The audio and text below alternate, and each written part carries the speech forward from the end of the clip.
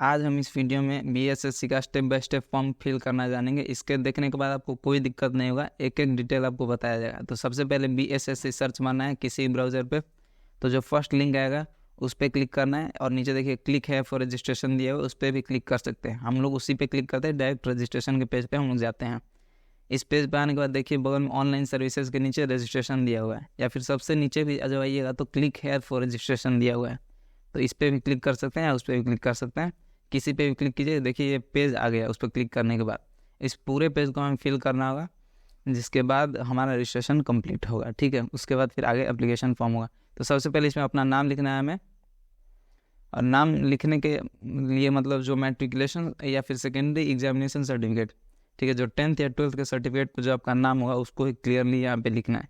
फिर एक और चीज़ यहाँ पे ध्यान देनी होगी कि मिस्टर, मिसेज या फिर डॉक्टर, ये ऐसा कोई प्रीफिक्स नहीं लगाना है अपने नाम में, जैसे कोई मिस्टर XYZ कुमार ऐसा नहीं लगाना है, और जो मैट्रिकुलेशन पे वही लिखना है। ठीक है, फिर यहाँ पे जेंडर चूज़ कर लेना है, मेल, फीमेल, ट्रांस, कुछ भी आप चूज़ कर सकते हैं।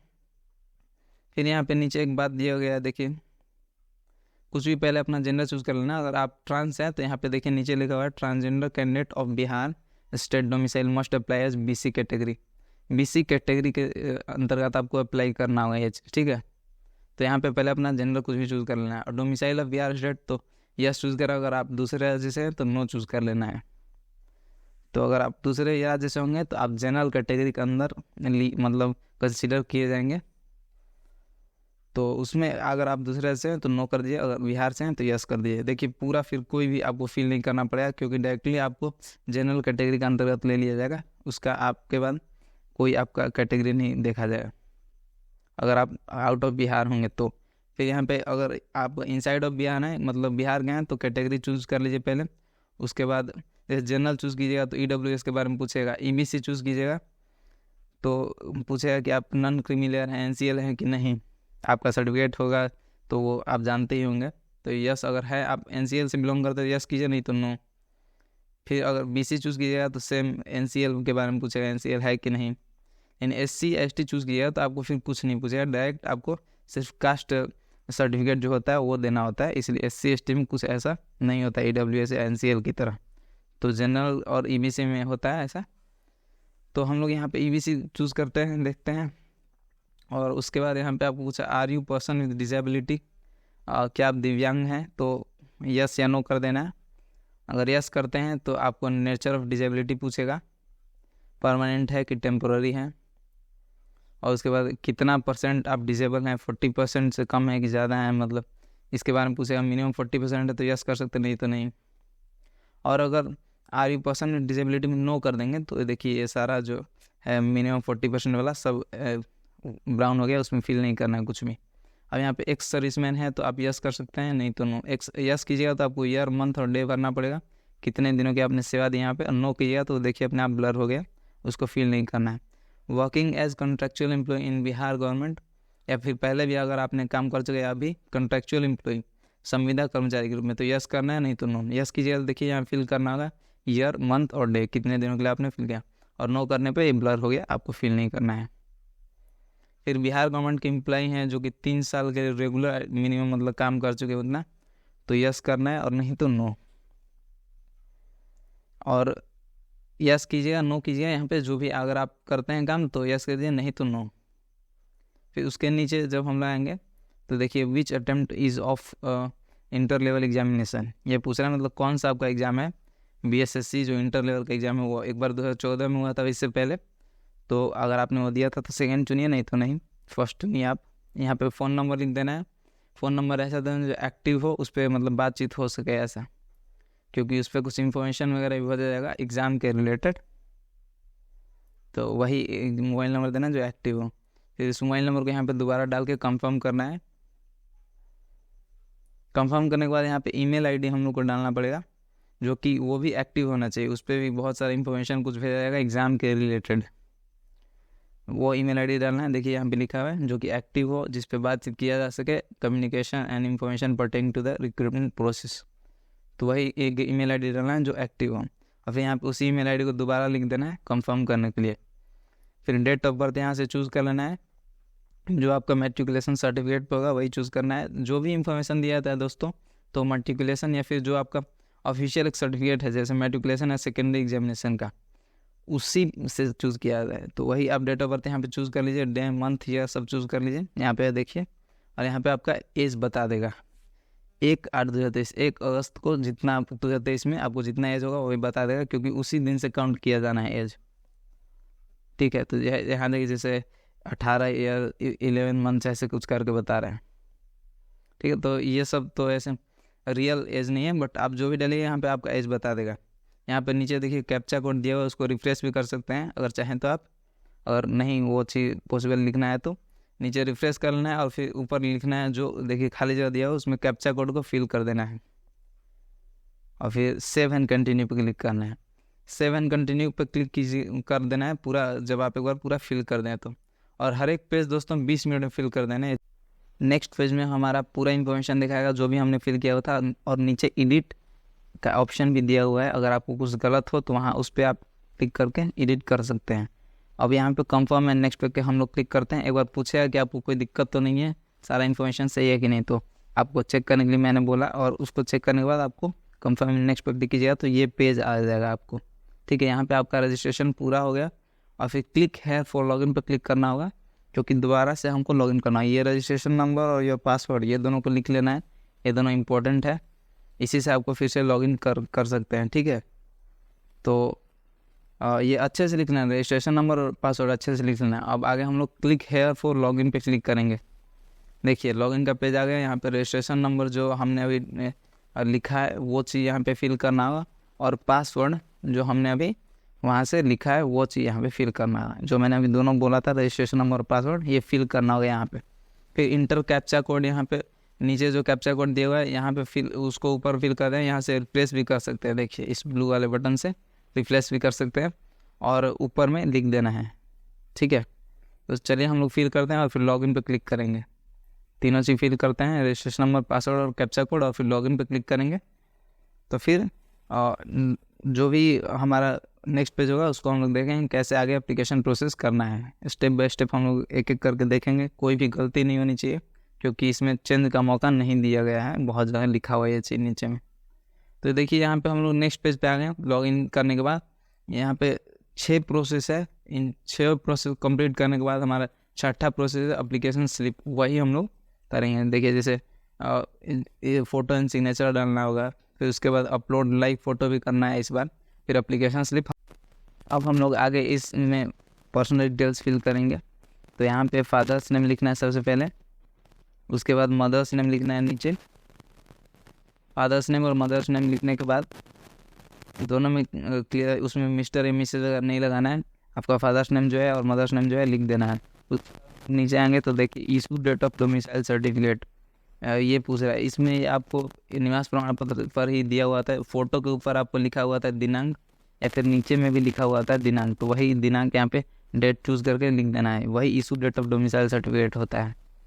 उसके बाद issue number of domicile certificate के बारे में पूछ रहा है, तो ये प्रमाण पत्र संख्या, ये आपके प्रमाण पत्र में बाएं तरफ ऊपर में लिखा हुआ होता है, बीच में ही मतलब होता है, थोड़ा सा ऊपर लिखा हुआ होता है प्रमाण पत्र संख्या लिखा हुआ था, BRCCO करके कुछ ऐसा लिखा हुआ था, तो वो चीज़ यहाँ पे फिल कर देना है।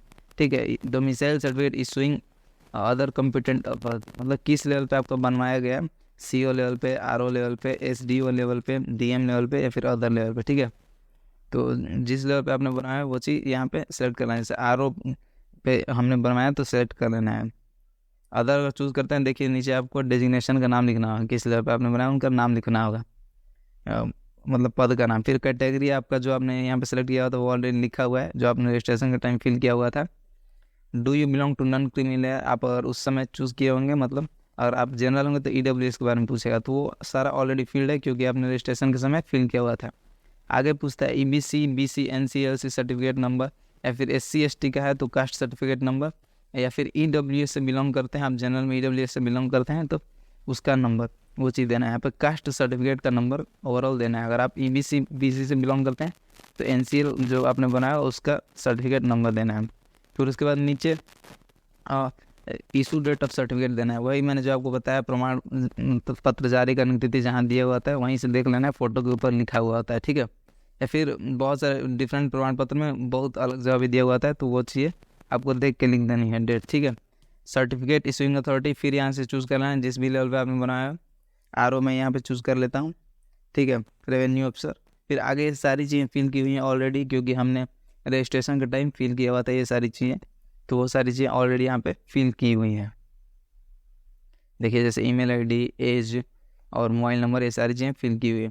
आगे आप लोग देखते हैं वार्ड ऑफ फ्रीडम फाइटर, मतलब आप स्वतंत्रता सेनानी के आश्रित हैं तो यस कर सकते हैं, नो कर सकते हैं, जैसा भी आप हो।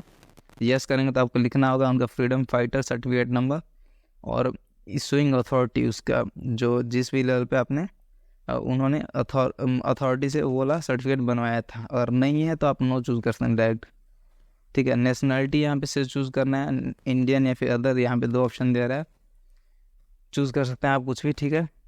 उसके बाद आपका पूछेगा, हम लोग यहाँ पे इंडियन चूज़ करते हैं। उसके बाद आपको पूछेगा do you have Aadhaar card, तो इसमें यस या नो चूज़ कर देना। यस हम यहाँ पे चूज़ करते हैं, नो चूज़ कर दिया तो आधार कार्ड नंबर नहीं देना होगा, लेकिन यस चूज़ किया तो यहाँ पे आधार नंबर आपका लिखना होगा नीचे। उसके बाद फिर देखते हैं हम लोग आगे कि आईडी प्रूफ पूछ रहा है, तो इसमें बहुत सारे जैसे Aadhaar card, voter ID card, PAN card, ये सारी चीज़ें, तो आप कुछ भी चूज़ कर सकते हैं। यहाँ पे दोबारा आप आधार कार्ड भी चूज़ कर सकते हैं, ठीक है, कुछ भी चूज़ कर सकते हैं। और यहाँ पे फिर उसका आईडी नंबर देना होगा, जैसे आधार चूज़ किया तो आधार नंबर देना होगा, पैन कार्ड चूज़ किया तो पैन नंबर देना होगा, ठीक है, वहाँ पे फिल कर देना है नीचे। देखिए Aadhaar card, voter ID card, driving licence, PAN card या पासपोर्ट, कुछ भी चूज़ कर सकते हैं। उसके बाद identification mark of the candidate, आपके जो मतलब कुछ भी मार्क है आपके चेहरे पे या फिर गला वाला तरफ, जो कि कंधे से ऊपर होना चाहिए, तो वो चीज़ यहाँ पे लिख देना है, ठीक है। और आपका कुछ भी मार्क नहीं है तो आप नो मार्क भी लिख सकते हैं, मोल ऑन द राइट चीक या मोल अंडर द आई, ऐसे कुछ लिख सकते हैं। आपको और तिल वगैरह है तो बहन, या फिर और कुछ नहीं है तो आप नो मार्क भी डायरेक्ट लिख सकते हैं, ठीक है। और कुछ नहीं है तो आप नो मार्क लिख सकते हैं, इसमें कोई दिक्कत नहीं है। फिर उसके बाद have you ever bin debarred from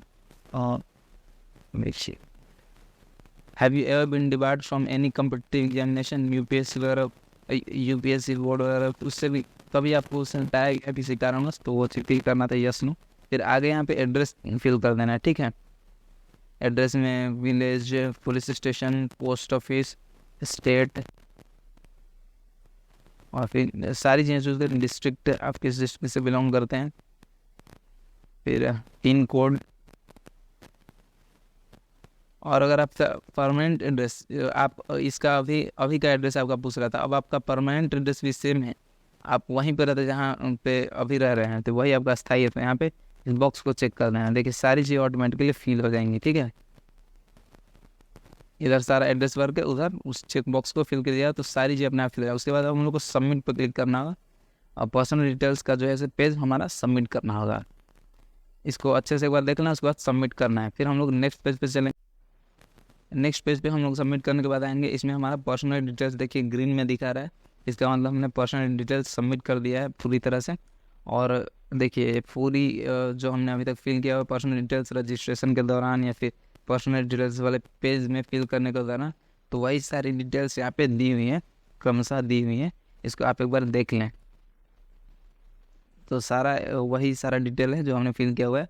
उसके बाद सबसे नीचे देखिए प्रोसीड फॉर पेमेंट का ऑप्शन दिया हुआ है, इस पर क्लिक करना है, क्योंकि इसमें पेमेंट पहले ही करना है, उसके बाद ही फ़ोटो वगैरह सिग्नेचर वगैरह अपलोड करना है, ठीक है। तो उस पर क्लिक करने के बाद हम लोग आएंगे, देखिए पेमेंट डिटेल्स में आपका यहाँ पे कुछ डिटेल दिया हुआ है, और फिर देखिए अभी पेमेंट डिटेल्स यहाँ पे लिखा हुआ है, हमारा रजिस्ट्रेशन नंबर ऊपर में लिखा हुआ है, और name of the applicant, father's name, mother's name, और जेंडर वगैरह, डोमिसाइल ऑफ बिहार स्टेट, सब सारी चीज़ें लिखी हुई हैं जो हमने अभी तक फिल किया। पेमेंट बैंक ऑनलाइन है, रजिस्ट्रेशन भी 540 लग रहा है। यहाँ पे 2 बैंक के थ्रू आप भुगतान कर सकते हैं, SBI और ICICI, तो जो भी आप यूज़ करना चाहे कर सकते हैं। उसके बाद प्रोसेस ऑनलाइन पेमेंट पे क्लिक करना है। तो चलिए हम लोग नेक्स्ट पेज पे चलते हैं। प्रोसेस ऑनलाइन पेमेंट पे क्लिक करने के बाद हमारा ये नेक्स्ट पेज आता है, ये बैंकिंग के लिए। यहाँ पे पूरा आपको पेमेंट डिटेल्स डालना होगा और फिर पे करना होगा इसी पेज से। इसमें आप debit card, internet banking, UPI के थ्रू कर सकते हैं। यहाँ पे ऑर्डर नंबर दिया हुआ है, इसको काइंडली नोट ऑर्डर नंबर, इसको नोट कर लेना है, ये हो सकता है आगे कर जाए। तो वही चीज़ लिखा, अमाउंट लिखा है 540 540। कार्ड नंबर यहाँ फिल करना, अगर आप कार्ड से करते हैं तो मंथ ईयर वगैरह CVV नंबर वैसा लिख के नेम ऑफ द कार्ड और लिख के पे नाउ कर देना है, ठीक है।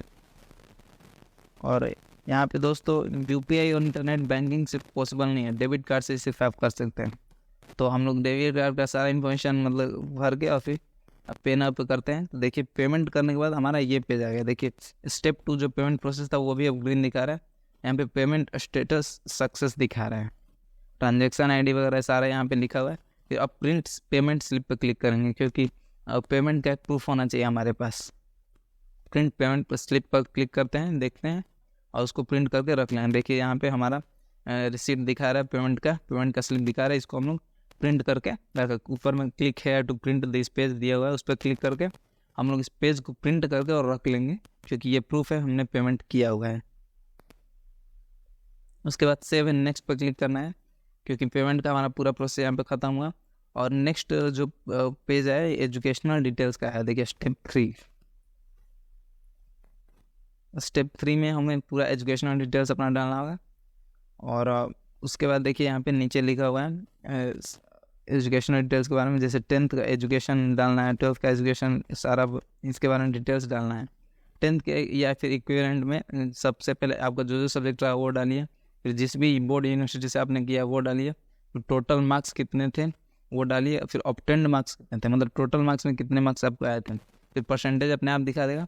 फिर आपका जो मार्कशीट का सर्टिफिकेट नंबर है वो यहाँ पे डालना है, ठीक है। अगर आपका मार्कशीट का सर्टिफिकेट नंबर नहीं पता करने आता तो आप कमेंट कीजिएगा, मैं अलग उसका वीडियो बना दूंगा कैसे खोजा जाता है CBSE के लिए, बिहार बोर्ड के लिए, सभी लोगों के लिए, ठीक है। फिर सर्टिफिकेट नंबर डालना है यहाँ पे, सर्टिफिकेट इशूइंग डेट डालना है यहाँ पे, ये भी सर्टिफिकेट पर ही दिया हुआ होता है, वहाँ से आपको चेक करके देख के लिख लेना है। फिर 12th या इक्विवेलेंट के लिए भी सेम है, उसमें आपको कोर्स चूज़ करना होगा, साइंस, कॉमर्स, आर्ट्स वगैरह, या फिर पॉलिटेक्निक आपने जो भी किया हो या अदर चूज़ कीजिएगा तो आपको नीचे फिल करना होगा। देखिए नीचे फिल करना है क्या आपने अदर किया हुआ है। तो हम लोग यहाँ पे साइंस चूज़ कर लेते हैं, आप कुछ भी चूज़ कर रहे हैं जो भी आपने किया हुआ। यहाँ पे विषय लिख देना है जो आपका सब्जेक्ट था उसमें 12th में, फिर university name, total marks, obtained marks, फिर प्रतिशत अपने आप दिखा देगा, फिर वही सर्टिफिकेट नंबर या फिर मार्कशीट नंबर यहाँ भी लिखना है, ठीक है। तो आपको देखने आता तो ठीक है, नहीं तो कमेंट जरूर कीजिए, हम उसका अलग वीडियो ज़रूर बना देंगे दोस्तों, ठीक है। यहाँ पे सर्टिफिकेट इशूइंग डेट फिल कर देना है। फिर टेक्निकल स्किल में हमें फिल करना है। देखिए यहाँ पे कोई स्टार नहीं दिया हुआ है रेड कलर का, तो ये कोई जो ही नहीं कि आपको फिल करना ही, आप ऐसे भी ये तो छोड़ भी सकते हैं, लेकिन अगर आपके पास टेक्निकल स्किल कुछ है तो आप जरूर कीजिए। जैसे हिंदी टाइपिंग के लिए नेम ऑफ द इंस्टीट्यूट डाल दीजिए जहाँ से आपका हिंदी टाइपिंग का प्रमाण पत्र बना हुआ है, और फिर प्रमाण पत्र संख्या, फिर सर्टिफिकेट इशूइंग डेट, प्रमाण पत्र संख्या में उत्तीर्ण करने की तिथि दी हुई होती है या फिर इशूइंग डेट दिया हुआ था तो उसको लिख देना है, यहाँ से चूज़ कर लेना है। उसके बाद अगर आपके पास इंग्लिश टाइपिंग का भी सर्टिफिकेट है तो उसका भी नेम ऑफ द इंस्टीट्यूट कहाँ से आपने किया वो लिखना है, फिर सर्टिफिकेट नंबर, प्रमाण पत्र संख्या उस पर दिया हुआ था, फिर इशूइंग डेट, ठीक है। इन सारी चीज़ों का भी मैं वीडियो बना दूंगा, अगर आप कमेंट कीजिएगा तो पूरा मैं देखने के लिए सिखा दूंगा कैसे देखा जाता है certificate number, certificate issuing date. अब आगे दिया हुआ था have you done any computer course, yes या नो यहाँ पे फिल करना है। इसमें आपको यस कर सकते हैं या नो कर सकते हैं, अगर आपने किया हुआ तो यस कीजिए, और कोर्स डिटेल्स में नेम ऑफ द इंस्टीट्यूट लिख दीजिए जो आपका सर्टिफिकेट पे लिखा हुआ होगा जहाँ से आपने किया, फिर क्या कोर्स आपने किया, diploma in computer application DC या फिर ADCA जो भी किया वो फिल करना है। यहाँ पे सर्टिफिकेट नंबर फिल करना है, फिर उसके बाद सर्टिफिकेट इशूइंग डेट फिल करना है, ठीक है। सारा हमने एक बार फिल कर लिया। टेक्निकल स्किल रिक्वायर्ड नहीं है, उसमें जिसके पास है वही फिल करें। कंप्यूटर वाला में यस या नो कर सकते हैं वैसे, लेकिन यहाँ पे 10th 12th का फिक्स है, भरना ही पड़ेगा आपको, क्योंकि देखिए यहाँ पे रेड कलर का स्टार दिया हुआ है, ठीक है। और उसके बाद टेक्निकल स्किल में आप चाहें तो भर भी सकते हैं, लेकिन नीचे कंप्यूटर वाले में have you done any computer course में स्टार दिया हुआ, मतलब यस या नो करना ही है। नो कीजिएगा तो आपको कुछ फिल नहीं करना है, लेकिन यस कीजिएगा तो आपको फिल करना है, ठीक है। ये पूरा फिल करने के बाद हम लोग सबमिट पर क्लिक करेंगे, फिर हम लोग नेक्स्ट पेज पे जाएंगे।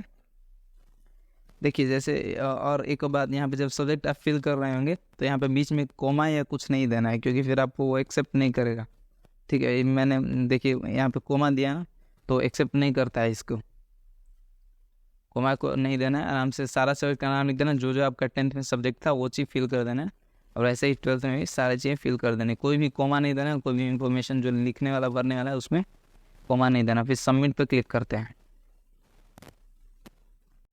सबमिट पे क्लिक करने के बाद हम लोग देखें यहाँ personal details, payment process, educational details तीनों कंप्लीट हो गया। Photo signature, upload live photo and application slip, ये तीनों बाकी है अभी। नीचे हम लोग देखते हैं क्लिक है फॉर एडिट डिटेल्स का भी ऑप्शन दिया हुआ है। ये जो डिटेल्स आपने डाले हैं ये एडिट भी कर सकते हैं, ऊपर में लिखा हुआ है। ये पूरा डिटेल्स आपने जो डाला था वही सब दिया हुआ है। और यहाँ पे नीचे सेव एंड नेक्स्ट पे क्लिक करना है अगर आपका सब ठीक है तो, ठीक है। सेव एंड नेक्स्ट पे हम लोग क्लिक करते हैं।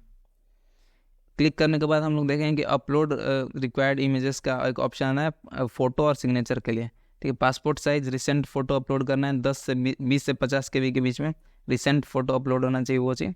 और नॉट ओल्डर देन 1 मंथ, 1 महीने से ज़्यादा पुराना नहीं होना चाहिए, रिसेंट होना चाहिए, तुरंत का, ठीक है। इंग्लिश सिग्नेचर भी यहाँ पे करना है जिसका फॉर्मेट JPG होगा, 10 से 20 KB के बीच का इसका साइज होगा। फिर हिंदी सिग्नेचर भी अपलोड करना है हम लोग को, उसका भी JPG फॉर्मेट ही होगा और 10 से 20 KB का उसका साइज होगा, JPG फॉर्मेट में होगा, ठीक है। तीनों सेलेक्ट करने के बाद चूज़ फाइल पे क्लिक कीजिएगा तो हम लोग सेलेक्ट कर सकते हैं। और फिर तीनों को चूज़ करके यहाँ पे अपलोड करके और फिर सबमिट पे हम लोग क्लिक करते हैं। सबमिट पे क्लिक करने के बाद हम लोग अब नेक्स्ट पेज पे देखते हैं लाइव फ़ोटो के बारे में। फ़ोटो और सिग्नेचर अपलोड करने के बाद हम लोग इस पेज पे आ जाएंगे। You have uploaded images successfully, यहाँ पे देखिए नीचे अब अपलोड लाइव फ़ोटो और एप्लीकेशन स्लिप का प्रोसेस बचा हुआ है हम लोग को। बस इसमें देखिए जो भी आपने फ़ोटो और सिग्नेचर अपलोड किया है वो चीज़ें दी हुई हैं। यहाँ पे री अपलोड फोटो एंड सिग्नेचर का ये ऑप्शन दिया, उस पर क्लिक करके आप दोबारा से कर सकते हैं अगर आपको लग रहा है कि नहीं फिर से दूसरा फोटो अपलोड करना है सिग्नेचर, और नहीं तो फिर आगे सेव एंड नेक्स्ट पे क्लिक करना है। सेव एंड नेक्स्ट पे क्लिक करने के बाद हम लोग देखिए अपलोड लाइव फ़ोटो के पेज पे आ जाएंगे। इसमें आपका कैमरा के लिए अलाउ मांगेगा, आपका जो ऐसे लैपटॉप से अगर आप कर रहे हैं तो वो, नहीं तो फ़ोन से कर रहे हैं तो वो कैमरा के लिए अलाउ मांगेगा। उसके बाद नीचे देखिए टेक फोटो का ऑप्शन दिया हुआ है। कैमरा थोड़ा अच्छा होना चाहिए और लाइट वाले जगह पे हो जाइए आप लोग, ठीक है। और पीछे वाइट बैकग्राउंड हो, या मतलब एक जिस पे कुछ ज़्यादा हो ना, मतलब क्लियर बैकग्राउंड हो, वैसे बैकग्राउंड में खड़ा के टेक फोटो पे क्लिक कीजिए। यहाँ देखिए टेक फोटो पे जो ही क्लिक कर रहे हैं हम तो बगल में देखिए हमारा फ़ोटो दिखा दे रहा है, ठीक है। फ़ोटो लेने के बाद उसके बाद जैसे आपको जब तक मतलब ठीक फ़ोटो आया तब तक आप कर सकते हैं टेक फ़ोटो। यहाँ नीचे ऑप्शन दिया हुआ है, कोई दिक्कत नहीं आ रहा, कितने बार भी आप फ़ोटो ले सकते हैं, ठीक है। थोड़ा सा आप देख लें, कान वगैरह आना चाहिए। और ऑब्वियसली आपने रिसेंट फ़ोटो अपलोड किया होगा तो वैसा ही आपका फ़ोटो इसमें भी आएगा, तो इसीलिए लाइव फ़ोटो भी अपलोड करवाया जा रहा है थोड़ा सा। और फिर कान वगैरह आ जाए और आप सीधे देखते रहें, पीछे का बैकग्राउंड साफ़ हो, क्लियर हो, उस हिसाब से अपना देख के और फिर लाइट वाली जगह पे बैठे रहें आप, जहाँ पे फेस पे आपका लाइट है, क्लियर होना चाहिए पिक्चर, वहाँ पे टेक फोटो पे क्लिक करेंगे हम लोग, ठीक है। टेक फोटो पे क्लिक करने के बाद हम लोग डिक्लेरेशन नीचे दिए हुआ देखिए, इस बॉक्स को चेक कर देना है। डिक्लेरेशन है कि जो भी आपने मतलब फिल किया हुआ है अभी तक डिटेल वगैरह वो सारी चीज़ सही है, मतलब अपने नॉलेज में आपने सही फिल किया हुआ है। फिर नीचे देखिए प्लेस लिखा हुआ है, इसको फिल करना ज़रूरी है, कहाँ पर आपने ये चीज़ फ़ोटो क्लिक किया हुआ है ये चीज़ पूछ रहा है। तो आप जहाँ भी हैं अपना गांव नगर जहाँ भी है तो उसका नाम लिख देना है यहाँ पे, और उसके बाद सबमिट पे क्लिक करना है, लिख के और सबमिट पे हम लोग क्लिक करेंगे। सबमिट पे एक बार अगर आपको जब तक नहीं लगे तब तक आप टेक फोटो कर सकते हैं, आप अच्छा से फ़ोटो ले लीजिए, उसके बाद ही सबमिट पे क्लिक करना है। सबमिट पे स्लिप वाले एक बार हम लोग को यहाँ पे दिखा दिया जाता है कि आपने जो लाइव फ़ोटो लिया है वो ऐसा है कैसा है, ठीक है। आप दोबारा ही फ़ोटो ले सकते हैं, आप यहाँ से इंस्ट्रक्शन भी पढ़ सकते हैं लाइव फ़ोटो कैसे लेना है। देखिए यहाँ पे एक इन्होंने PDF अपलोड किया हुआ है कि पासपोर्ट साइज़ का होना चाहिए आपका जो लाइव फ़ोटो होना चाहिए वो, और वेब कैम पे जो आप कैमरा पे देखते हुए होना चाहिए। मैंने बोला ना कि सीधा देखते रहिए आप, और मतलब चश्मा उश्मा टोपी वगैरह नहीं लगा रखिए, आराम से वो आपका फेस क्लियर आना चाहिए, कान वगैरह आ जाए तो अच्छा है। और फिर री अपलोड लाइव फ़ोटो का भी नीचे देखिए ऑप्शन दिया हुआ है, ऊपर में हमारा फ़ोटो दिया हुआ है, नीचे ऑप्शन दिया हुआ है री अपलोड लाइव फ़ोटो। अगर आपको लग रहा है इसमें कोई दिक्कत है तो आप उसमें फिर क्लिक कर सकते हैं, उसमें कोई दिक्कत नहीं होगा, ठीक है। जब आप ये कर लें तो उसके बाद फाइनल सबमिट का नीचे बटन दिया उस पर क्लिक करना है, जिससे कि हम लोग नेक्स्ट पेज पे जाएंगे, ठीक है। फाइनल सबमिट पर क्लिक करने के बाद देखिए ये हमारा पूरा एप्लीकेशन प्रोसेस कंप्लीट हो गया। अब यहाँ पे आपका रजिस्ट्रेशन नंबर, फॉर्म ID और पासवर्ड दिए हुआ है, ठीक है। ये फॉर्म ID को भी लिख लेना है, फॉर्म ID नया अभी दे रहा है, मतलब जैसे अभी तक नहीं था हमारे पास, रजिस्ट्रेशन और पासवर्ड ही था सिर्फ, तो ये तीनों को लिख लेना। आप इसका स्क्रीनशॉट ले लें या फिर जब सेफ आप डायरी वगैरह कॉपी वगैरह में लिख लें इसको। ताकि ये चीज़ आगे काम आएगा आपको।